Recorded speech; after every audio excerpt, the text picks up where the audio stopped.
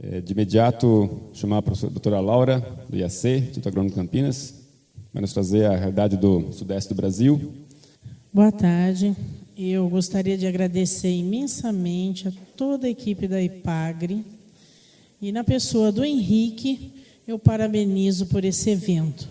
Nós todos que estamos aqui, que fomos convidados, estamos muito contentes com a maciça presença de vocês. É para isso que a gente trabalha. Então, vocês estão de parabéns, os que organizaram e os que compareceram. Vamos falar, então, da região sudeste. Eu vou ser bem objetiva, porque a parte de cultivo a gente vai ter oportunidade de falar amanhã. Agradeço aqui, fizemos esse trabalho aqui em 8 mãos, e os colegas Hércules e Rafael, que estão aqui presentes, de Minas Gerais, e o colega Marco Antônio, do Rio de Janeiro, para que a gente pudesse trazer para vocês um retrato bem fiel do que está acontecendo lá no Sudeste. A gente ainda considera que maracujá é uma cultura extremamente interessante, porque ela oferece muitas oportunidades.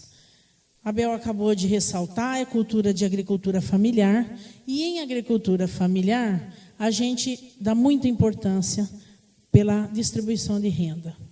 Numa agricultura familiar tem conta todo mês para pagar, numa agricultura familiar tem pouca gente para trabalhar, então tem que dar dinheiro. Ninguém vai fazer maracujá só porque acha que a flor é bonita. Então, nessa condição de bastante oportunidade, soma-se o apelo social. A empregabilidade da cultura faz com que os nossos poderes executivos, tanto municipal, quanto estadual, quanto federal, também considerem que essa cultura não pode acabar. Então, diante do tanto de emprego direto e indireto, e é uma cultura usada para fixação do homem no campo, a gente tem certeza que a nossa responsabilidade aumenta. Produtores em fazer direito para não acabar, extensionistas em ajudar na divulgação da tecnologia em tempo e pesquisadores para resolver os problemas da cultura para que ela permaneça dentro do contexto agropecuário. Somado a essas oportunidades, no momento, ou nesta condição de 2017, nós estamos aí ainda numa condição de preço elevado por falta de produto, muita demanda, porque só perde para os sucos de caju e suco de laranja. A demanda internacional é cada dia maior. Nós temos compradores que ligam 6, 7, 8 ligações por semana, procurando fornecedores.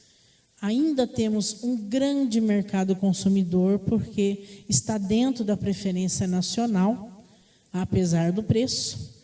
E agora começaram a aparecer os produtos alternativos, que são orgânicos, e os nutracêuticos. Então, nesse quadro, fica evidente que a gente tem aí um panorama muito, muito favorável à produção do maracujá. Esse é um dos motivos que justifica esse evento. Então, estamos trabalhando com uma cultura que a gente sabe que tem muito espaço no mercado, e então temos que fazer e fazer direito. Esses dados de principais produtores, o que interessa não é exatamente o número. O que interessa é essa situação aqui. Essas 3 linhas que estão pintadas em amarelo é o que demonstra, que eu fiz questão de ressaltar, porque é o que faz diferença aqui para vocês. Há uma questão de 5 anos atrás, 8 anos atrás, a gente já tinha a Bahia, Ceará e Sergipe como principais produtores, mas a gente tinha aqui, nesse quadro, São Paulo e Minas faziam uma área muito grande de maracujá.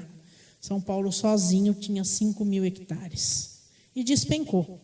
O motivo, todo mundo sabe, e a hora que São Paulo veio aqui para baixo, tivemos também o problema da virose em Minas, e Santa Catarina subiu. O que aconteceu? Essa mudança é justamente o que justifica a gente estar tão preocupado com a disseminação desse vírus.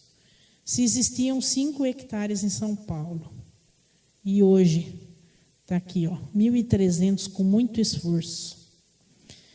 Se nesse lugar aqui estava o Espírito Santo, que nem consta mais, e se o Rio de Janeiro agora não está nem entre os 10 maiores produtores, o que aconteceu? Aconteceu, neste momento, vocês subiram, muito bem, estamos aqui já como 5º produtor, e esse evento veio para Santa Catarina e não foi por acaso. É justamente porque a gente está unindo esforços para que não aconteça o que aconteceu no Sudeste nos últimos 5 anos. Então, o esforço da equipe nacional hoje é justamente para que esses números voltem a representar o que representavam e para que Santa Catarina só suba, porque hoje vocês estão com a melhor fruta do mercado e essa realidade é o que banca tudo o que a gente faz todos os dias. Essas linhas, elas representam de uma maneira bastante clara o que está acontecendo lá no Sudeste. Para não mostrar a tabela para vocês cheios de número, vejam aqui, Rio de Janeiro, entrou o vírus, despencou, e como aqui para em 2015, daqui para baixo, menos ainda. Hoje não tem 200 hectares de maracujá no Rio de Janeiro, que foi uma expressiva área de produção. E se tratando do estado de São Paulo, o vírus entrou, caiu, e a gente está com muito esforço erguendo essa área de produção lentamente. Agora nós estamos um pouquinho mais aqui, um pouquinho acima da linha, mas também está tão inexpressivo que a produção do estado de São Paulo não é suficiente para 1 mês de CEAGESP. Ou seja, se a gente juntar tudo que o estado de São Paulo produz o ano inteiro, em todas as regiões produtoras, a gente não banca o CEAGESP nem por 1 mês. Então, São Paulo hoje é o maior importador de frutos de maracujá. Ainda bem que são vocês que estão fornecendo. Aí existe o Espírito Santo, que foi quem teve o maior choque com a virose, depois ele se recuperou e agora caiu drasticamente. A nova queda do Espírito Santo foi porque houve uma seca muito significativa em várias regiões o ano passado, mas o Espírito Santo foi a que sofreu mais. Então está fora do mapa de novo. E Minas Gerais, no contexto do Sudeste, foi quem teve a menor redução e quem hoje está mais expressiva na recuperação. E o motivo para isso foi porque foi o Estado que primeiramente adotou as medidas que a gente considera possíveis de se conviver com o vírus. Não é só o vírus que reduziu a área de produção, mas foi principalmente. Então, diante disso, se a gente pegar os fatores que a área no Sudeste retraiu, nós enumeramos 10. Mas o primeiro e o segundo é justamente o assunto que nós estamos tratando aqui. O primeiro é vírus e o segundo é muda de qualidade. Se a gente quiser fazer com que o vírus permaneça sob controle, a gente tem que começar tratando sobre a questão das mudas. Não existe outro caminho. A Abel frisou bastante que a cultura está anual lá na Bahia, em São Paulo também.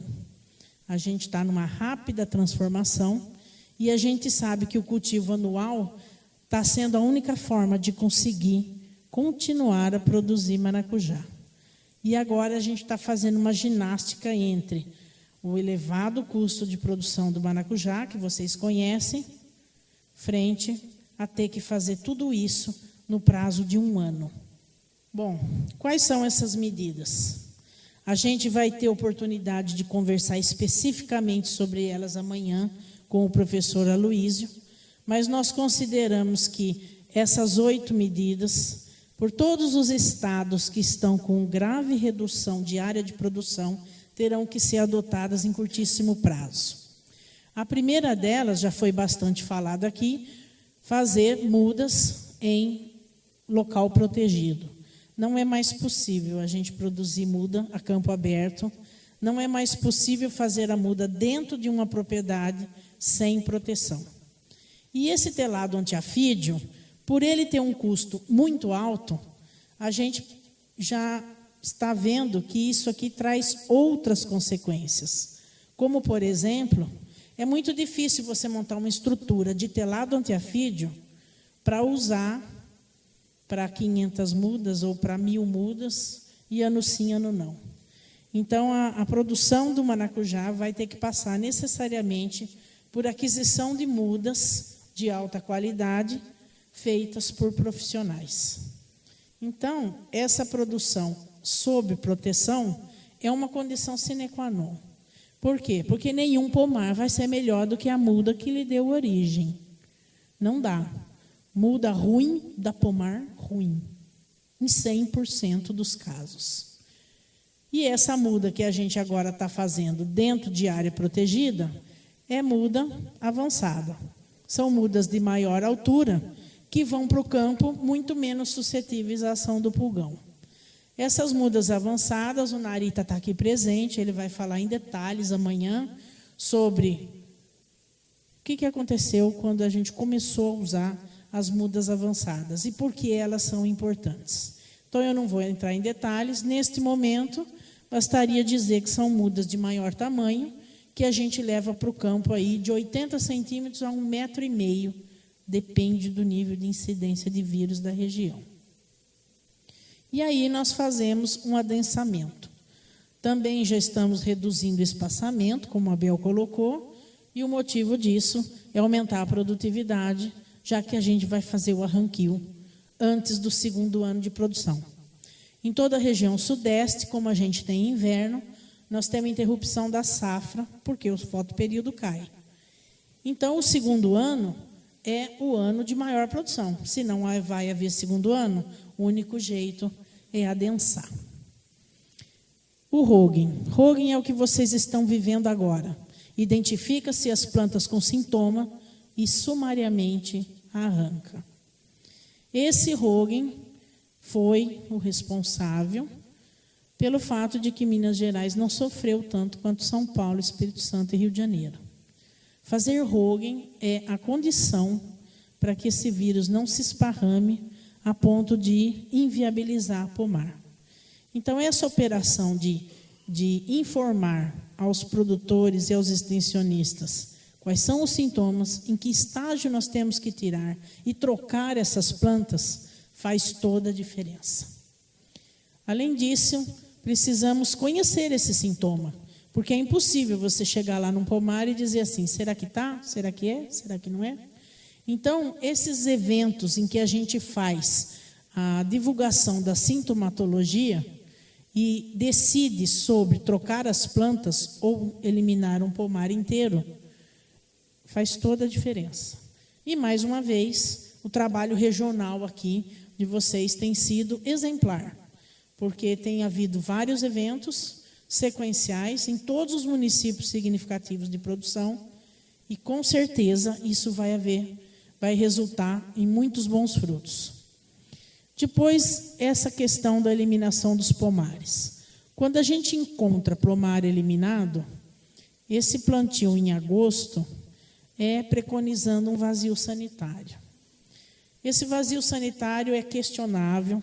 A gente tem tido alguns problemas para colocar isso para os produtores, da importância, mas tem região que, se não fizer vazio sanitário, não dá nem para plantar de novo. A questão é que vai chegando num nível de infecção que simplesmente não dá para conviver. Quando a Bel mostrou aquele quadro do nível, a rapidez com que as plantas do begomovírus atingiram o pomar inteiro, com o vírus do endurecimento do fruto, já está provado. Há vários estudos publicados. Depois que você tem 4 meses que você observa sintomas aqui e ali, a partir do 4º mês de infecção, em uma questão de 3 meses, você está com 100% das plantas infectadas. Então, não é uma coisa que a gente diz assim, troca meia dúzia, pega as que estão piores, escolhe as da bordadura. Não, tem que tirar mesmo, não tem outra situação. E esse plantio que está se preconizando em agosto é porque isso seria final de safra.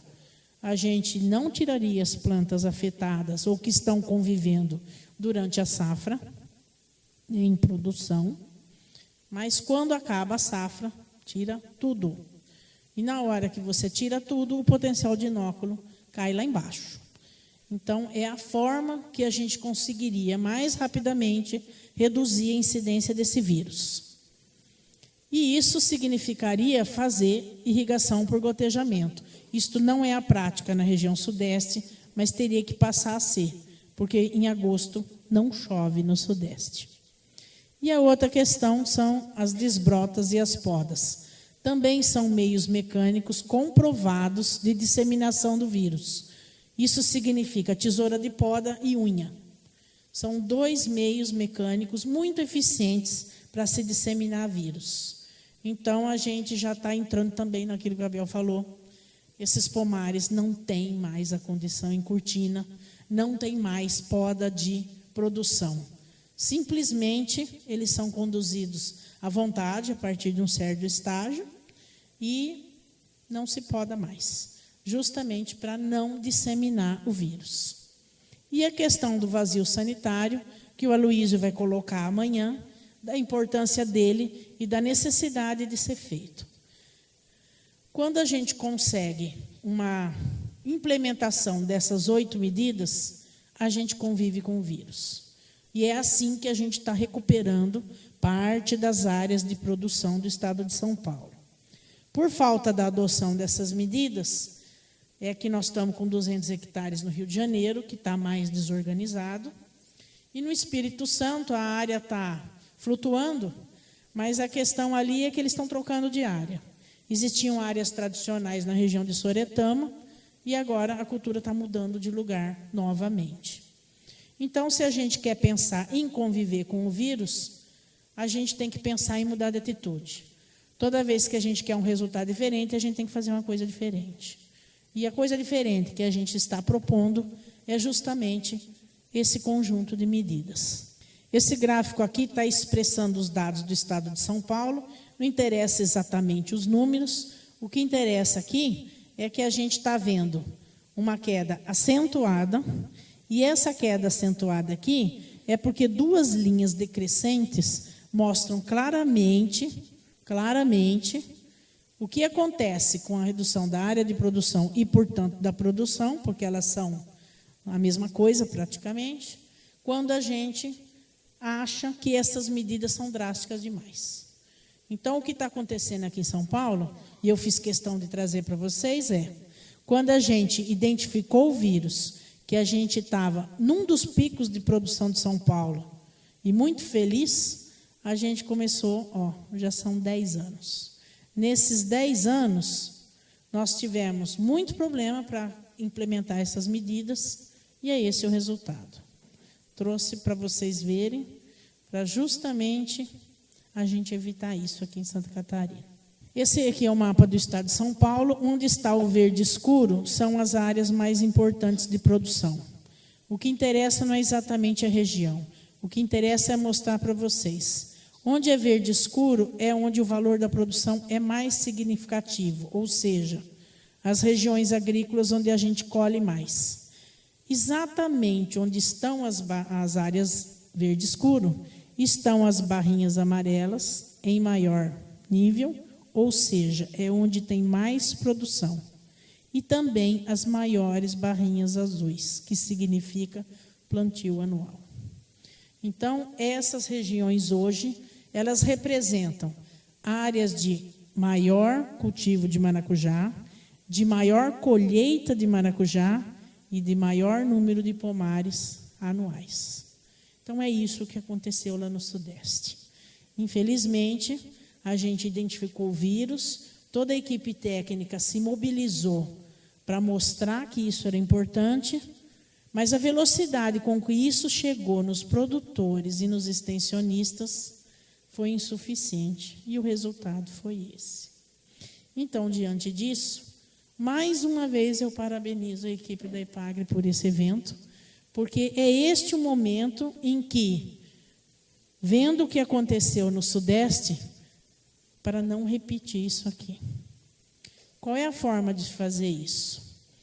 A forma que nós achamos na época foi o caminho normal. Pesquisadores perceberam, acionaram os extensionistas, que foram até os produtores, que acharam que era brincadeira. Está aí o resultado. A ação seguinte foi chegar no Ministério da Agricultura e dizer: temos que fazer padrão de muda para maracujá. Essa história de mudinha feita no quintal de casa, com 10 centímetros e com qualquer semente de qualquer origem, vai detonar. Não deu certo. Na época, o Ministério não foi sensível a essa situação e não funcionou. Então, nesse momento, o Estado de São Paulo, alarmado com tudo isso aqui, que é este o resultado, foi feita uma instrução normativa, e essa instrução normativa, para quem trabalha ou conhece a situação dos citros, é igualzinho.